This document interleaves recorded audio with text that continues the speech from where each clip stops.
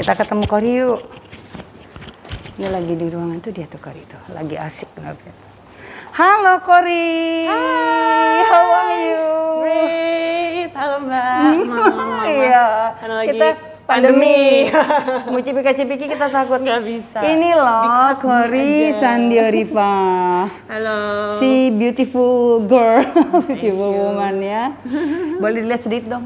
Set. Kasih lihat. Nah, ini dia. Cantik ya. Nanti kita mau ngobrol-ngobrol. Ini Putri Indonesia tahun 2009. Dan baru-baru ini baru dinobatkan menjadi Duta Satwa, right? Yes, Duta Satwa Indonesia. Duta Satwa Indonesia. Nanti kita ngobrol-ngobrol lebih panjang lagi ya. Saya pengen tahu, ya. Iya, kita ngobrol-ngobrol. Iya, ayo Mbak, silakan duduk. Silakan duduk. Aduh, aku dari bawah tadi jalan ke atas agak-agak gerah juga nih. Iya, ini udah tadi kan outdoor ya kan. Sempat lihat di taman tadi tuh yang di bawah lantai berapa itu ya tadi? Lantai 5 ya? Lantai 5. Kok dia udah lama tinggal di sini? Baru sih, baru berapa bulan ya Mas ya? Hah? 6. Sini, kamu sini. Ya, iya. ikut boleh sini. Ikut ngobrol, kita kan santai-santai aja. Kita santai. Kan jadi aku lagi bikin ini nih, Kori bikin video vlog untuk teman-teman netizen. Hai Mas Rey, ayo sini. Tadi kita udah sempat ngobrol-ngobrol sedikit. Ini suaminya Kori yang ganteng itu loh. Yang ganteng itu loh. Suami yang selalu menemani. Menemani setia. Ya teman-teman semua, ini Kori seperti tadi aku bilang, she's beautiful woman. Dia adalah Putri Indonesia tahun 2009. Iya. Nah, kok bisa sampai ikut Putri Indonesia? Gimana ceritanya? Cerita dong. Sebenarnya nggak direncanain sih. Sorry. Ini udah dipakai belum? Sudah. Ya, oke. Terus cerita dong gimana? Apa mau dicek dulu? Cek dulu. Udah, Oke. Tadi carikan. Ceritanya sih waktu itu almarhumah orang tua.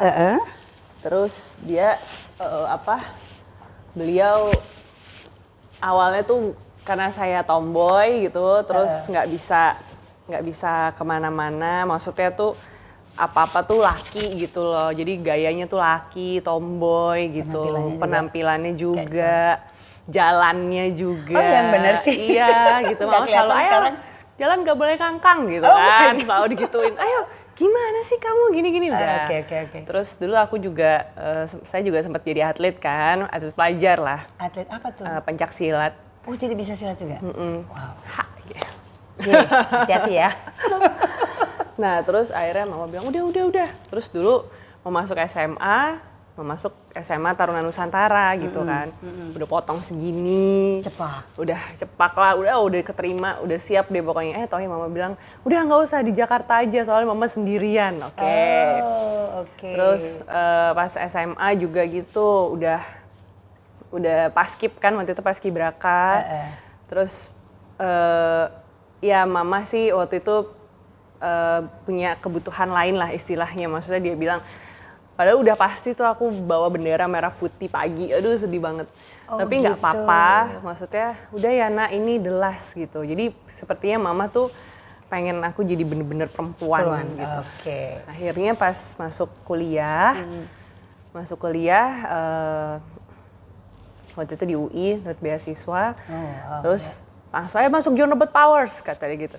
Untuk merubah penampilan? Iya itu yang namanya celana dibuang, nggak ada tuh celana kayak gini tuh nggak ada sama sekali. Dibuang bener? Dibuang. Pokoknya harus rock. Oh my god. Pokoknya aku bilang, fashion kan harus pakai celana juga. Enggak, rock aja. Tapi akhirnya waktu itu karena John Robert Powers suruh, besok harus pakai celana ini ya, gini-gini. Akhirnya dibeliin. Tapi yang harus yang sesuai sama JRP waktu itu. Ya udah, terus JRP waktu itu menawarkan, Kori mau nggak jadi Putri Indonesia? Waktu itu ada. JRP itu apa? John Robert Powers. John Robert Powers. Terus. Mau nggak jadi apa namanya? Putri Indonesia. Ikut ajang Putri Indonesia. Iya, Indonesia. ajang Putri Indonesia. Aku bilang, aduh mah nggak apa sih itu gitu kan. Terus tapi kamu bilang, masa kamu nggak tahu kok Putri Indonesia gini. nggak tahu, aku bilang gitu kan. Ini loh begini gini gitu. Oh ya udahlah nak, kamu kata mama sih, tapi nggak usah deh, kamu masih kecil, soalnya masih Umur berapa? 17 tahun. Syaratnya umur berapa? Umurnya 17 tahun juga sih, Ya boleh. pas kan sebetulnya. Cuma kata mama, kamu kuliah dulu deh gitu, karena Putri Indonesia itu ibaratnya levelnya tuh udah yang ikut tuh dokter lah, yang secara pendidikan tuh udah tinggi ya? Udah tinggi banget gitu. Terus Okay. mama belum siap, kamu tuh belum jadi perempuan gitu. Lagi-lagi masalah perempuan gitu. Tapi ya aku bilang memang sih mama di rumah juga udah ngajarin disiplin, terus kayak table manner segala macam tuh udah. Cuman memang karena sayanya cuek gitu. Terus dibujuk lah, ayo Kori mau nggak gitu dari John Robert Powers. Akhirnya saya mewakili ada 3 orang. 3 orang itu kebetulan dari John Robert Powers itu dari waktu itu ada plot yang kosong lah. Waktu itu mau Aceh atau Banten gitu kan. Jadi kalau mewakili Aceh atau Banten. Karena di tahun saya Aceh itu tidak ada pemilihan langsung di tempatnya. Dan Banten juga nggak ada. Jadi finalis itu semua di filternya dipilih aja, dipilih gitu aja atau gimana? Jadi audisinya itu di Jakarta. Jadi mungkin teman-teman yang dari Aceh ke Jakarta, teman-teman dari Banten ke Jakarta, terus ditanya, Kori mau perwakilan apa gitu. Akhirnya ikut audisi, diputuskan lah ikut Aceh. Gitu. Karena dilihat mungkin secara background keluarga itu juga mama kental sekali dengan Aceh. Nah, sebenarnya kalau papaku Solo sebenarnya. Oh sama, saya juga Solo. Jadi ada darah Solonya. Ada darah Solonya. Papa tuh Solo, Jawa gitu ya, Jawa. Mama tuh keluarga, kan biasanya kalau keluarga besar tuh kental dengan keluarga perempuan. Kalau di Sumatera kan gitu kan. Iya betul. Jadi Aceh banget deh pokoknya. Jadi lebih mau nguasain. Lebih menonjol Acehnya. Walaupun kesana cuma pulang kampung, saya lahir dan besar di Jakarta. Jadi ya ya begitulah gitu. Akhirnya ya udah ikut lah. Ternyata di John Robert Powers itu ada 3 orang yang akhirnya jadi sahabat saya sampai sekarang. Apa nih, kandidat atau kandidatnya? Nah, John Robert Powers ibaratnya mendidik kami khusus untuk pendidikan Putri Indonesia. Jadi kita bertiga doang itu. Bertiga terus gitu ya, ketemu terus, kelasnya bertiga terus gitu. Karena memang katanya beda untuk pendidikan ke Putri Indonesia sama basic personality biasa. Beda ya? Beda sama kalau bisnis juga mungkin berbeda. Standarnya lebih high kali ya kalau untuk Putri Indonesia. Bukan. Apa tuh? Bukan. Mungkin lebih ke public speaking sih sebenarnya. Terus bagaimana how to perform as a, ya kan kiblatnya kayak Queen Elizabeth gitu kan. Sama Queen Solo gitu kan, keraton yang kayak gitu-gitu. Jadi karena tujuannya kita adalah diplomatik ataupun istilahnya semuanya tuh harus bisa menjadi juru bicara yang baik. Jadi lebih kepada itu. Oke. Dan performance. Bertiga tuh Papua Barat, Kalimantan Barat, sama Aceh. Papua Barat, Kalimantan Barat, Aceh. Dan yang menang Kori ya? Alhamdulillah. Jadi itu perjalanan waktu bisa sampai ikut Putri Indonesia. Terus kan baru-baru ini aku dengar Kori dinobatkan sebagai Duta Satwa. Iya. Kapan itu ya? Tanggal 16 April 2021. Baru ya, baru banget ya. Itu juga izinnya susah. Maksudnya gimana izinnya? Aku harus izin sama suamiku. Oke, Mas. Tapi disetujui akhirnya ya? Disetujui. Sempat tidak disetujui kah? Waktu awal-awal. Bukan setuju sih. Bisa bagi waktunya nggak itu aja. Oh iya, karena pasti karena memang ada anak yang masih kecil kan. Iya. 3 anak kecil. Ternyata dilihat kegiatannya ya nggak itu maksudnya nggak nyita waktu banget. Masih bisa diatur ya Mas ya? Diatur. Waktu dulu ditawarin jadi duta harimau lagi. Oh sebelum jadi duta satwa, sekitar 3 tahun yang lalu lah. Sebelum merit lah, belum merit.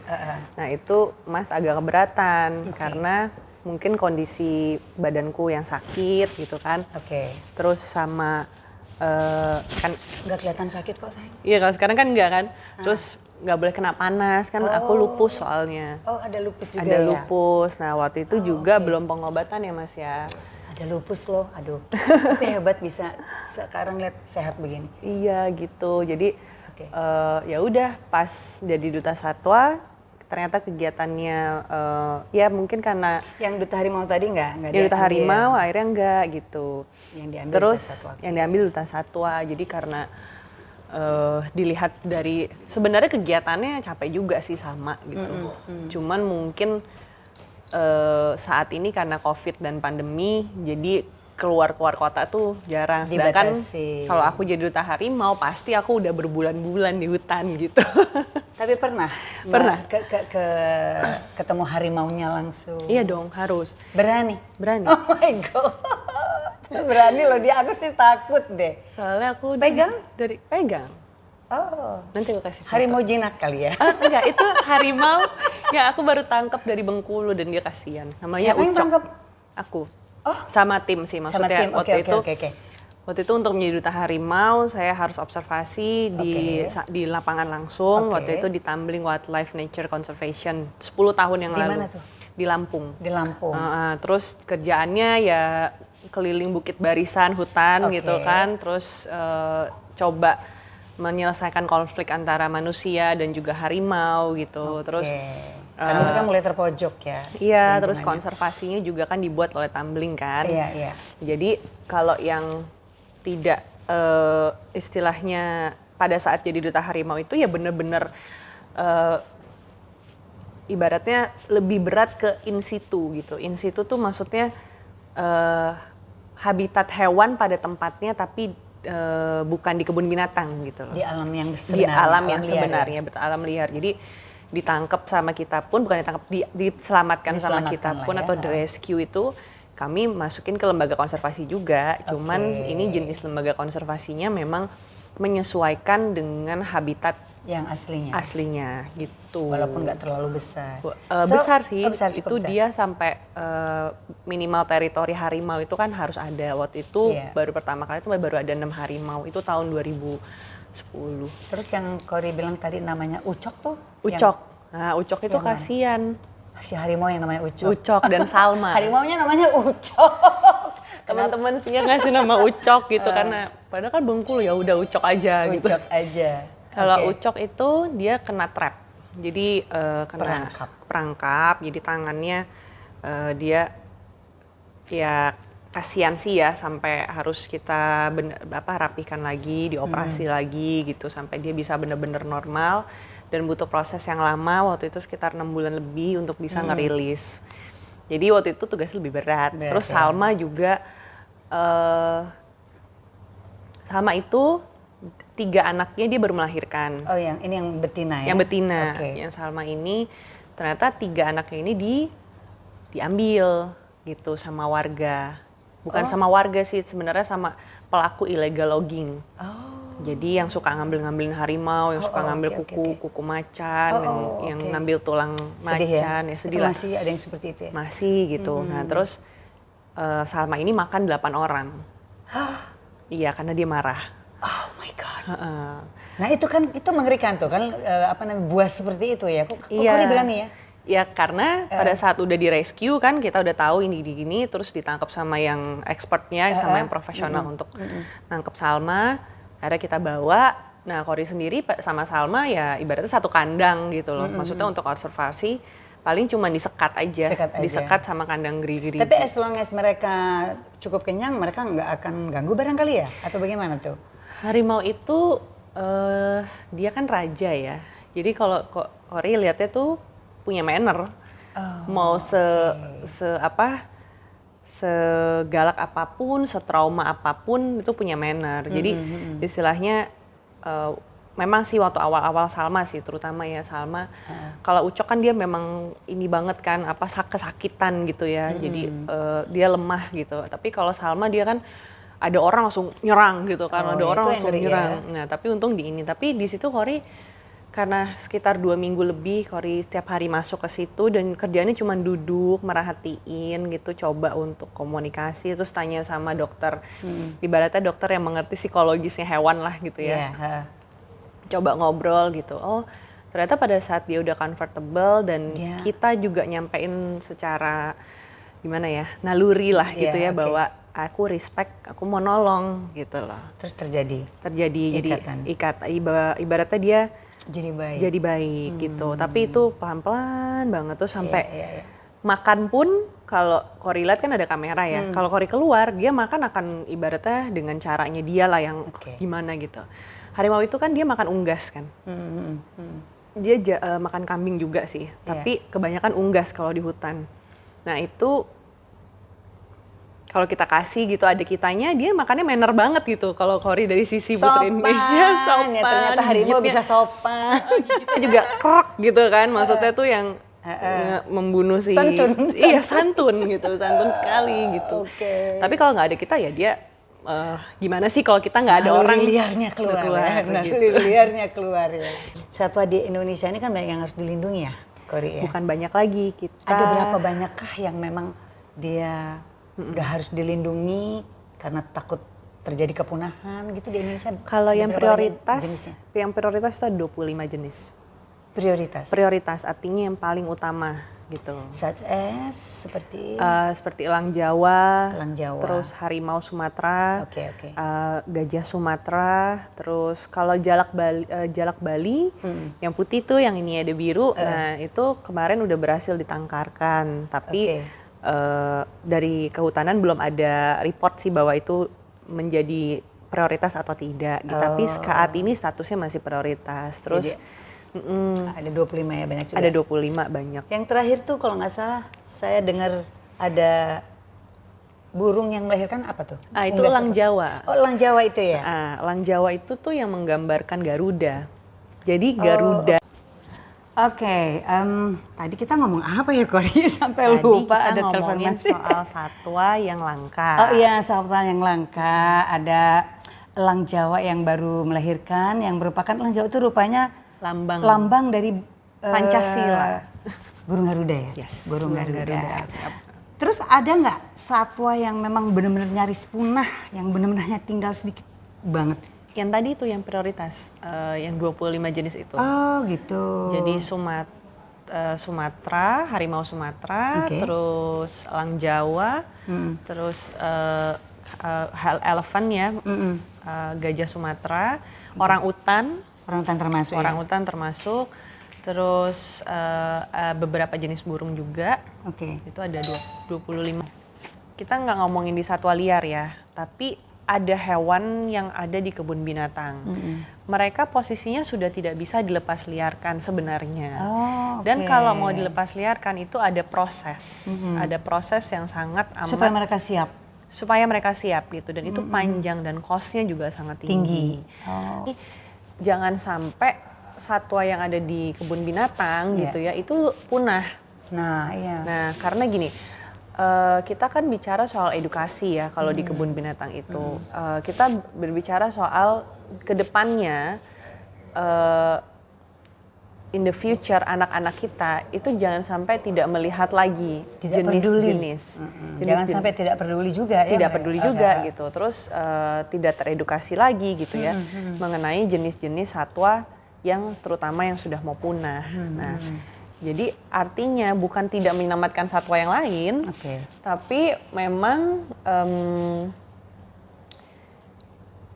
menjadi prioritas Oke. untuk bisa diselamatkan. Contohnya yang kita bisa lakukan adalah kalau kebun binatang kebun binatang buka, ya mungkin saya mengajak orang tua sekarang. Emang sih ngeri sih sekarang gara-gara pandemi. Sekarang gitu. pandemi, makanya nih gimana ya supaya Nah, tentunya pasti harus dengan prokes. Jadi protokol kesehatan yang tepat. Ya. Nah, jadi kalau ke sana diedukasi anak-anaknya gimana sih caranya biar bisa masuk ke kebun binatang misalnya.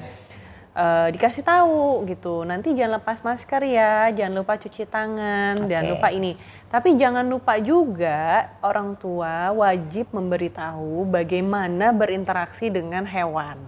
Oke, oh ada itunya ya. Ada dong. Ada tata cara. Ada ya? tata caranya. Ini kebanyakan nih, misalnya teman-teman nih, warga sering banget nih tante datang ke kebun binatang, terus kan hewannya sudah terbiasa sama manusia, dia akan datang dan mampir gitu ya. Misalnya burung itu tiba-tiba ntar burung itu kan dia kalau dikasih respon, misalnya di door gitu kan kandangnya kayak gitu, dia akan panik, stres dan panik. Iya, oke. Ada burung yang nyerang, set gitu. Akhirnya nanti kena nih jarinya kita nih. Nah itu sering banget tuh. Kalau kita kasusnya burung ya, sering banget nanti akhirnya malah dituduh kebun binatang yang tidak care sama customer, pengunjung. Akhirnya setelah dikasih arahan gitu ya, dikasih arahan, baru oh begitu cara dengan satwa. Nah makanya kenapa kita bilang tempat edukasi, istilahnya kita memang hidup bersama-sama dengan lingkungan kita, salah satunya adalah satwa. Bahkan di luar ataupun kita ketemu juga pasti ketemu pets gitu ya, seperti anjing, kucing, kura-kura, reptil dan lain sebagainya, ular gitu ya. Kita harus nice juga gitu loh. Kita harus tahu men-treat mereka. Jadi jangan cuma tahu nge-treat manusia nih. Nah gitu. Terus karena dengan kalian berkunjung, dengan kalian datang, benefitnya ada, terus prokes dan tahu rules sebagai. Makanya kalau ada plang di depan tuh dibaca. Tapi kadang-kadang kan kita sebagai pengunjung suka nggak mau lah sekalian. Bukan ini excited dengan ingin melihat binatangnya. Jadi peraturan itu udah cuma lewatan, rata-rata begitu. Nah makanya dan panjang sekali kan peraturannya kadang-kadang. Betul, nih kayak seperti ini nih kan ada nih teman-teman kalau belum siap untuk melihara hewan. Nah tuh, jangan pelihara hewan. Kalau belum siap, jangan pelihara hewan. Jangan pelihara hewan. Karena belum tentu yang kalian bilang itu sayang. Mereka memang bisa nih dengan jinak langsung gitu ya. Tapi itu belum tentu mereka itu happy. Jadi kalau mau melihara hewan, apalagi jenisnya seperti reptil gitu ya, yang dia tidak berbicara, tidak berinteraksi langsung, tidak terlalu terlihat gitu ya interaksinya, perlu proses ataupun ikan gitu ya, tidak terlalu terlihat. Lebih baik pelajarin dulu nih hewan apa yang mau kita pelihara. Gitu. Misal kita mau hewan kucing misalnya. Oh kucing itu begini. Jadi kalau udah siap baru kita beli hewannya. Kita harus tahu dulu ya. Nah, itu yang sekarang masih kadang suka salah paham nih gitu loh. Nah, tadi kembali untuk membantu satwa-satwa yang ada di kebun binatang tadi selain berkunjung. Tapi kalau misalnya buat orang awam ya, untuk orang awam. Bagaimana?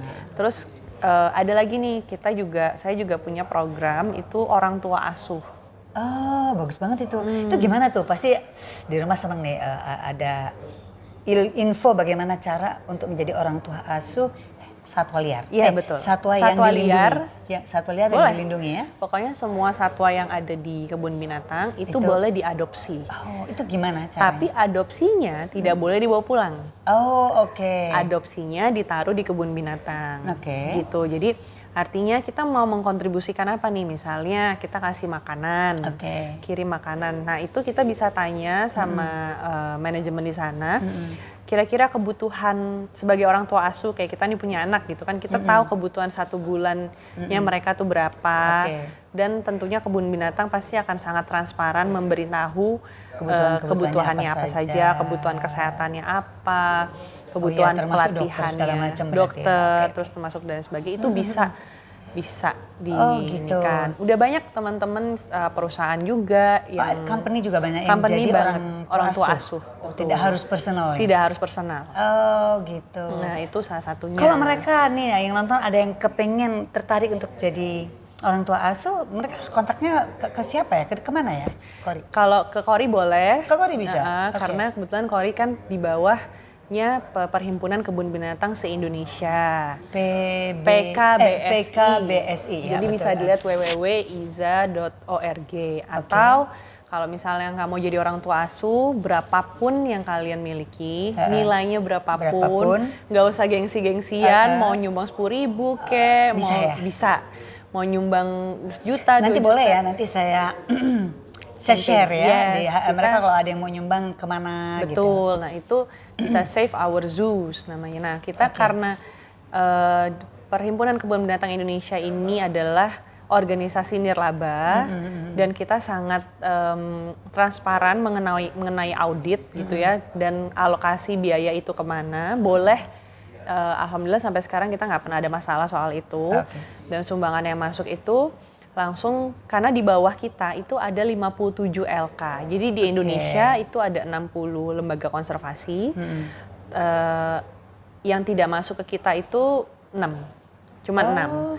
Jadi itu mandiri, mereka mandiri, udah settle sendiri ya. Sebenarnya karena belum masuk ke anggota aja. Gitu. Tapi kalau masuk ke anggota itu pasti kita akan take care karena kemarin dalam tahun pertama di pandemi kita udah berhasil mengumpulkan senilai sejumlah uang gitu ya, sudah kita bagi rata gitu istilahnya. Ke semua member itu ke semua member dan tentunya member yang minta sama kita pun itu juga kami cek. Benar membutuhkan nggak? Gitu, tidak serta-merta ini dikasih gitu ya. Gitu. Harus cek and recheck emang butuh apa? Harus cek and recheck karena kan kita menjaga kepercayaan orang-orang yang sudah menyumbang. Makanya transparansi itu penting gitu. Terus selain menyumbang bisa ke PKBSI, bisa ke LK-nya langsung juga. LK itu lembaga konservasi misalnya mau yang sekarang yang sangat krisis itu adalah di Bali. Kenapa Bali? Karena Bali itu kan dulunya adalah tempat pariwisata terbaik ya di Indonesia. Semenjak pandemi, Bali udah tau lah turun dan drop. Drastis. Nah, teman-teman sekarang kan udah bisa tuh berkunjung ke Bali.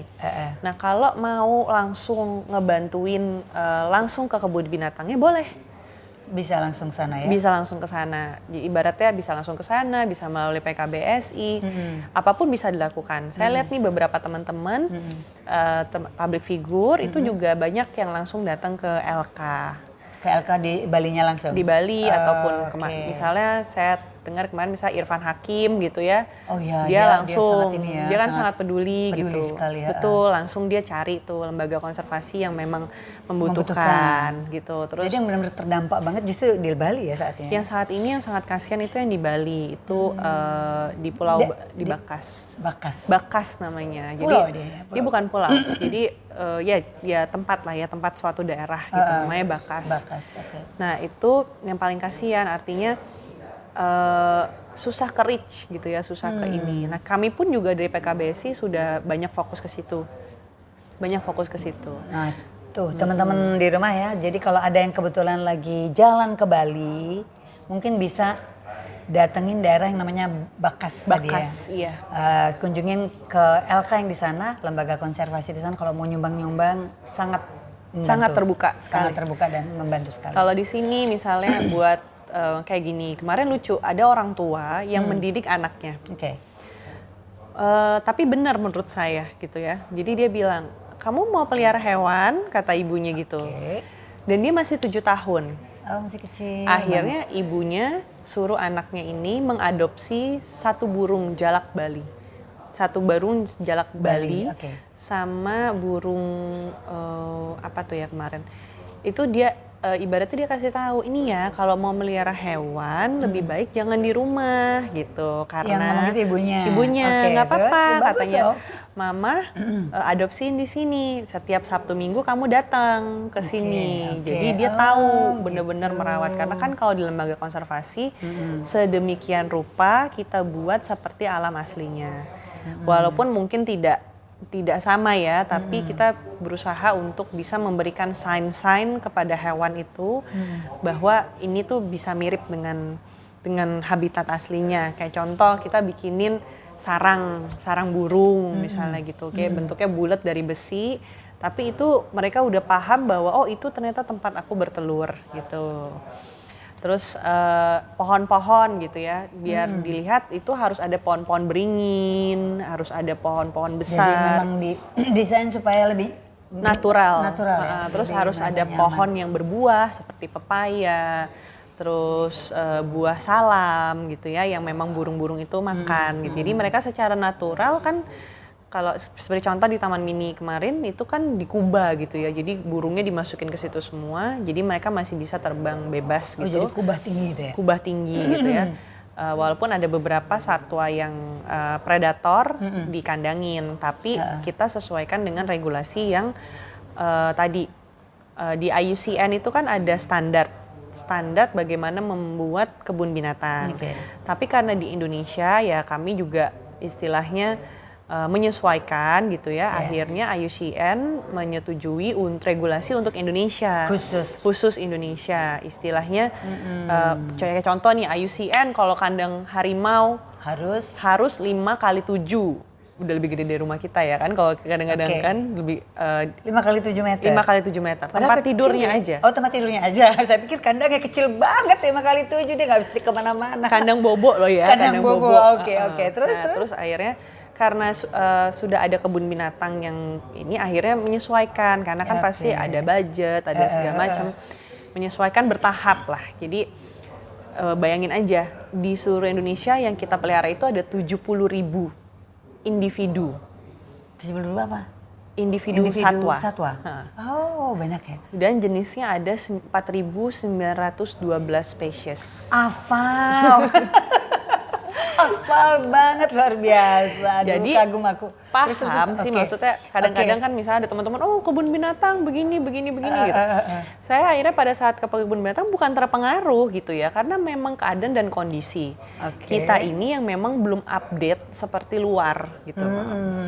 Nah seperti luar negeri gitu ya, misalnya di San Diego Hill, di Amerika dan lain sebagainya. Mereka memang secara perencanaan memang lebih matang daripada di Indonesia. Nah sekarang kita yang udah ada kita perbaiki lebih baik gitu. Jadi jangan berpikir bahwa kita tidak berusaha untuk lebih baik. Saya pikir juga teman-teman NGO di luar sana yang mikirin satwa liar juga pasti akan terus memberikan yang terbaik. Yang terbaik ya. Nah, karena kan dengan adaptasi itu adanya ilmu pengetahuan baru, adanya aturan baru dari IUCN gitu ya, terus adanya informasi baru gitu. Dan IUCN ini ataupun WAZA ya kita bisa bilang, WAZA ini adalah organisasi yang hanya meneliti.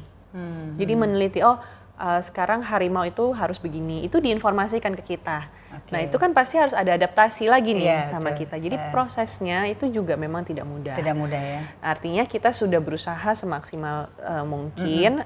Nah sekarang apalagi lagi pandemi nih, jadi kita mikirin istilah perut aja sama sehat aja udah bingung gitu kan. Nah makanya jadi memang mikirin perutnya satwa ini aja saat ini butuh dana di masa pandemi. Jadi semua teman-teman ayo kita bantu satwa-satwa liar kita yang harus dilindungi. Dengan menyumbang dikit-dikit deh ke mana aja, PK BSI bisa atau langsung datang ke LK-nya juga bisa. Terus gitu. Misalnya mungkin ada teman-teman yang punya di komunitas dan lain sebagainya.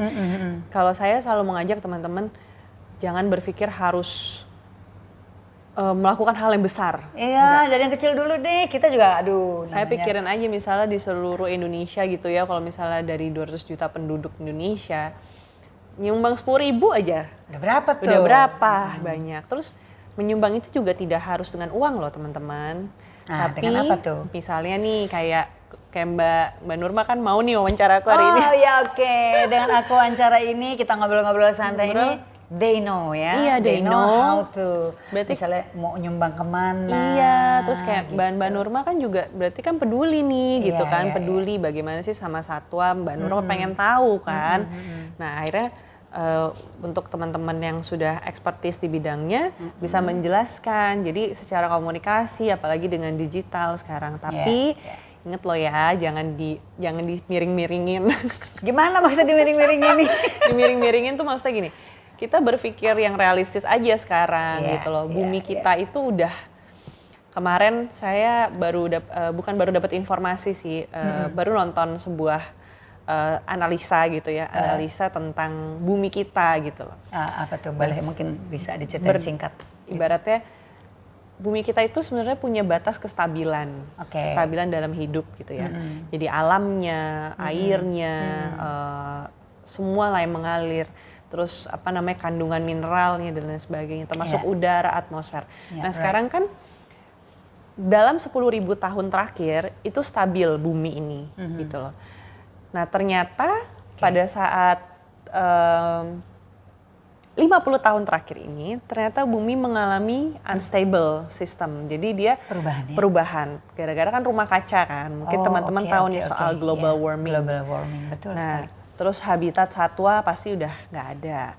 Terus kita akhirnya harus beradaptasi dan ini udah nggak bisa mundur gitu loh. Udah nggak bisa mundur. Berwajib ya? Iya, jadi harus gimana tuh? Udah nggak bisa nyesel.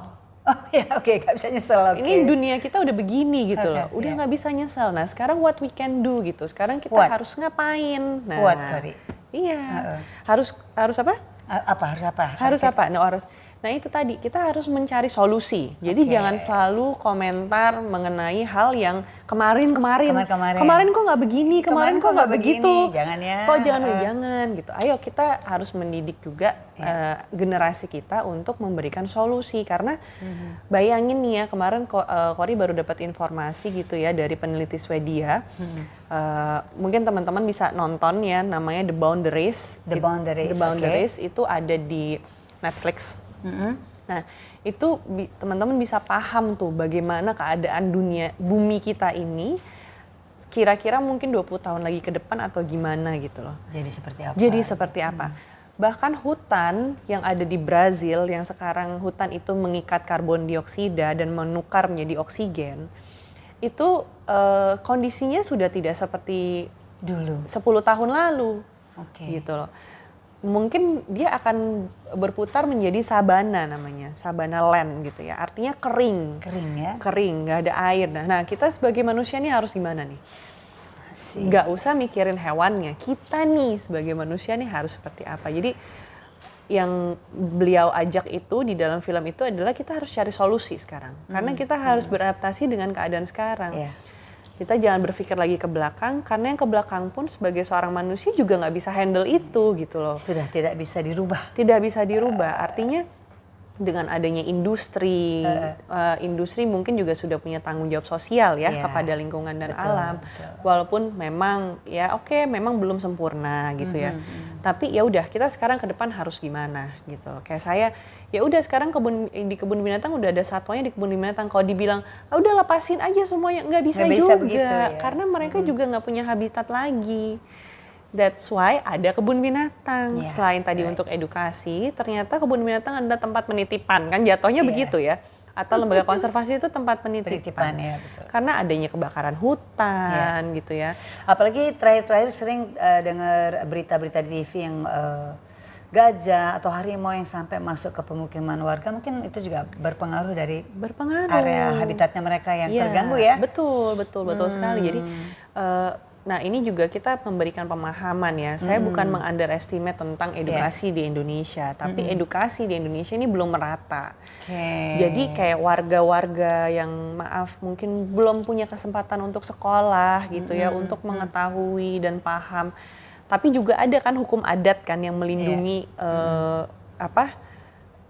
habitatnya satwa gitu ya, ataupun itu malah lebih kencang, mereka lebih mengetahui. Nah tapi untuk teman-teman yang istilahnya belum teredukasi, Masyarakat awam deh, karena Masyarakat kita juga awam. banyak yang nggak mengerti. betul. Nah mereka pun juga nggak paham harus gimana. Akhirnya untuk melindungi diri aja mau nggak mau dia bunuh itu kan satwanya gitu loh. Nah itu Indonesia sebesar ini itu belum bisa nge-touch ke situ. Bahkan digital pun belum bisa Belum nge-touch bisa, ya. ke orang-orang yang Pekerjaan awam. berat ya. Yes, pekerjaan Termasuk yang sangat andilnya berat. Kori tuh untuk itu, untuk edukasi seperti itu ya. Seperti itu gitu. Jadi istilah gini, aku juga, ayo jangan cuman komplain, tapi do something. Do something. Do Yuk, something. do something. Do something. Jadi jangan cuman komplain, oh gara-gara si A, gara-gara si B, gara-gara si C ya. Kalau kita orang yang waras gitu ya, maksudnya kalau saya ngomong waras itu kalau kita punya pikiran positif ya, langsung aja kita what we can do. What we can do ya. Nah langsung bikin apa?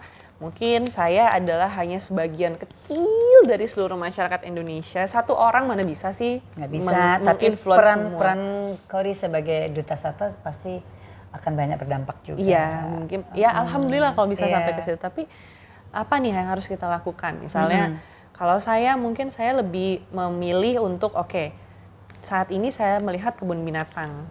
Bukan karena PKBSI-nya loh ya, tapi oh ini memang betul sih secara analisa pribadi saya, memang betul nih, memang kebun binatang ini yang paling harus diselamatin dulu. Karena untuk melepas liarkan ini gimana ya caranya ya? Karena kan udah terbiasa di treat. Mereka akhirnya pets kan, jadi pets. Jadi Tapi pets. ada Jadi juga kalau dilepas takutnya malah dia nggak siap itu binatangnya. Nah, ini juga yang perlu saya edukasi gitu loh. Jadi jangan bangga melepas liarkan itu menjadi sebuah penyelamatan satwa gitu loh. menyelamatkan satwa itu Not that easy. not easy, dan basicnya adalah animal welfare gitu loh. Bahkan kemarin ditambah lagi animal welfare kan ada 5 freedom animal welfare itu habitat, terus makanan, terus udah gitu habitat, makanan, terus kesehatan mereka, terus mereka juga butuh kayak kita lah, sandang, pangan, papan, kayak gitu. Nah, tapi yang ditambah lagi adalah mereka butuh mental, psikologis dan behavior yang sudah beradaptasi dengan alam yang sekarang gitu. Belum tentu nih, sering nih pelepas liaran dilepasin, oh bangga ngelepas liar gitu kan. Kasihan binatangnya ya kalau kayak binatangnya gitu. Tiba-tiba baru 2 bulan meninggal. Karena siap Karena mereka kan harus bersaing di alam bebas, apalagi predator. Mereka tidak biasa menjadi apa ya? Artinya kalau di kebun binatang itu kan makanan dikasih. Iya, dikasih. Di alam liar dia kan harus mencari gitu ya. Itu kan tidak terbiasa juga. Tidak terbiasa. Belum lagi persaingan. Ya, persaingan. Belum lagi mungkin, mohon maaf karena banyak yang punah, jadi makanan juga harus bersaing. Iya. Jadi ibaratnya predator A udah biasa nih makan si jatah yang A gitu kan. Tiba-tiba masuk nih predator B yang baru kita lepas liarin. Dia belum tentu bisa dapat makanan. Nah begitu, tapi istilahnya ini kalau kita ngomong secara general ya, jadi harus tepat lah, bukan asal lepasin gitu loh. Karena tujuan kita adalah lestari kan. Lestari itu betul. Kita berharap habitatnya bisa lestari juga. Ya, betul. Nah, tapi kalau misalnya habitatnya juga, sekarang misalnya seorang kori bisa apa sih? Apakah saya harus, ini marahin perusahaan-perusahaannya, kan nggak mungkin. Iya kan? Terus butuh waktu yang sangat panjang, sedangkan ini hewannya udah keburu mati nih gitu loh. Kan kita harus tahu the priority gitu loh, prioritas yang harus kita lakukan tuh apa. Dan itu harus step by step gitu loh. Tugas Kori itu untuk menyadarkan masyarakat dan sekelilingnya dan semuanya. Iya, tapi tanpa dibantu teman-teman. Saya cuma bisa bantu dengan ini ya, menyiarkan kepada teman-teman netizen mengenai dunia satwa seperti itu. Iya, terus misalnya gini, paling penting nih, perumahan. Ya.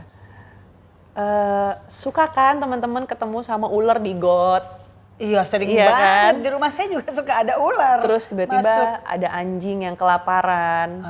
Ada kucing. Nah, bagaimana kita manusia bisa hidup berdampingan? Nah, artinya kalaupun misalnya, takut ular, ular itu bisa masuk ke got itu karena apa? Karena udah nggak ada habitatnya. Dia hidup di situ ya? Dia hidup di situ. Ada yang sampai ada di atap segala. Iya, karena dia merasa bahwa itu teritorinya. Nah, kalau misalnya mau pindahkannya ke yang tempat yang tepat gitu loh. Kebun binatang. Di kebun binatang kan, lembaga konservasi. Makanya kenapa kebun binatang sekarang rame? Ya karena udah nggak ada habitat gitu. Dan di Indonesia regulasinya juga belum sempurna. Jadi misalnya thank you banget untuk teman-teman yang mengadopsi satwa-satwa. Yang mungkin kalau reptil suka geli ya kan, akhirnya ya udah deh panggil pawang gitu kan, cari kemana. Di sana tetap kita kan nggak bawa pulang. Nah tapi kan kalau ngambil anjing sama kucing kan biasanya dipelihara. Iya betul. Tapi kalau ular, apa kan aduh Nanda bawa aja deh kayak gitu. Saya takut. Ya udah, tapi dibawanya mohon ke tempat yang tepat gitu. Dan jangan lupa loh, semakin kalian menitipkan tempat kepada kebun binatang ataupun kepada lembaga konservasi itu ada cost yang harus kita keluarkan rutin agar satwanya tetap lestari. Betul. Dan sekarang tuh ular juga udah menjadi salah satu yang jenis-jenisnya udah mau punah juga gitu. Ada juga jenis-jenis ada jenis, tapi bukan prioritas ya, tapi udah mau punah juga. Ada nggak sih entahlah di Indonesia atau di luar negeri yang memang satwa yang dilindungi benar-benar sudah tinggal satu atau malah udah? Kemarin kita baru aja kehilangan badak putih Afrika. Badak putih utara Afrika. Itu tinggal satu. Terus sekarang ada badak putih Afrika Selatan. Nah itu tinggal beberapa. Jadi di bawah hitungan jari. Ini di dunia. Gitu. Kalau yang tinggal satu udah nggak ada harapan kayaknya diselamatkan. Kemarin tinggal satu akhirnya dideklar dunia dari UNESCO, dari PBB bahwa badak ini sudah punah di dunia ini. Udah mati itu yang satu? Udah mati. Oh Badak my utara, God. badak Aduh, putih jangan utara. sampai seperti itu ya teman-teman ya. Nah. Kita bantu deh semuanya yuk. Iya, makanya istilahnya aku juga berterima kasih nih untuk teman-teman pecinta hewan ataupun yang care lah sama hewan. Kalau misalnya nih, kalau ada kucing, aduh aku nggak suka kucing, ya oke diusir tapi jangan dibunuh, jangan dipukul gitu loh, karena dia kelaparan. Bayangin kalau kita. Ini banyak banget ya cerita yang bisa digali Banyak, ya banyak tentang banget. satwa. Harapan Kori apa sih dengan tugas Kori sebagai duta satwa nih, harapan Kori terutama untuk Indonesia deh? Untuk Indonesia saya sih gini, kalau saya kan sebagai duta itu punya job desk ya, punya target dalam 1 tahun. Yeah. Nah, saya tuh harus ngapain tahun ini. Kalau tahun ini saya berharap saya bisa memberikan kontribusi walaupun tidak banyak gitu ya, untuk salah satunya adalah kebun binatang gitu loh. Salah satunya yang di X itu, karena saya lihat itu yang paling parah. Karena gini, dampak dari kebun binatang itu juga ini, banyak orang yang tidak bekerja. Asik. Sedangkan satwa butuh zookeeper. Iya. Gitu loh. Dan zookeepernya juga mereka beda-beda loh. Harimau ini beda, yang ini beda. Udah ada ahlinya masing-masing. Ahlinya ya? masing-masing. Oke. Jadi kita butuh gitu, butuh itu. Dan untuk mensejahterakan masyarakat juga gitu loh dalam keadaan ekonomi yang lagi parah seperti ini gitu loh. Ya mungkin kalau dibilang ya udah deh Kor, aku nggak mau mikirin kebun binatang, hidup aku ya udah susah gitu kan. Ya tapi aku mintalah sedikit kontribusinya, bukan uangnya sih, apapun lah gitu. Ternyata banyak loh hal yang positif teman-teman nih yang udah banyak bantu, banyak loh hal positif yang kita bisa pelajarin dari satwa. Salah satunya adalah tentang behavior. Behavior misalnya bagaimana kita belajar tentang ketulusan, kejujuran. Nah ini kan yang udah jadi krisis nih di negara kita ini kan, tentang kejujuran, tentang keberanian, tentang kenaifan. Naif itu maksudnya kita inosen, karena kan satwa itu melakukan menjadi orang yang apa adanya gitu loh.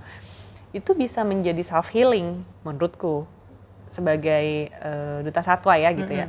Teman-teman yang iya ya Kor, jadi itu ada self healing gitu. Self healing yang kita rasain gitu loh ketika kita berinteraksi dengan hewan. Teman-teman yang miara hewan kan juga hewan menjadi self healing untuk jadi teman. Bisa sampai bersahabat. Bersahabat ya? gitu loh.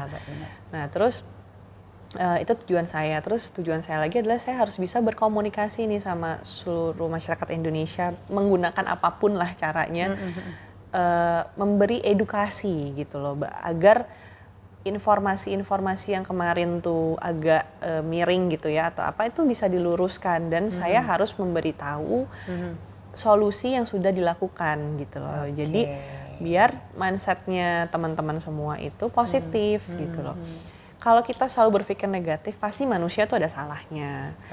Pasti diri kita sendiri juga punya salah. Tapi kalau ngomongin salah terus, kapan tidak mau ada majunya? solusi, nggak ada maju. Ya, Nah, itu yang tugas saya sih selama 1 tahun ini. Saya juga peduli sama satwa liar. Karena pasti itu ada koneksinya. Kayak contoh, tahun ini saya akan memberikan informasi kepada teman-teman bagaimana melepas satwa liar. Oh gitu.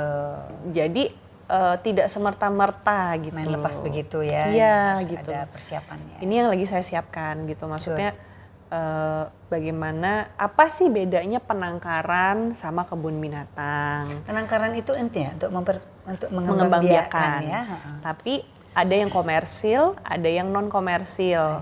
Nah, yang komersil bisa jadi pets nih untuk teman-teman. Tapi yang non komersil itu di kebun binatang harus non komersil.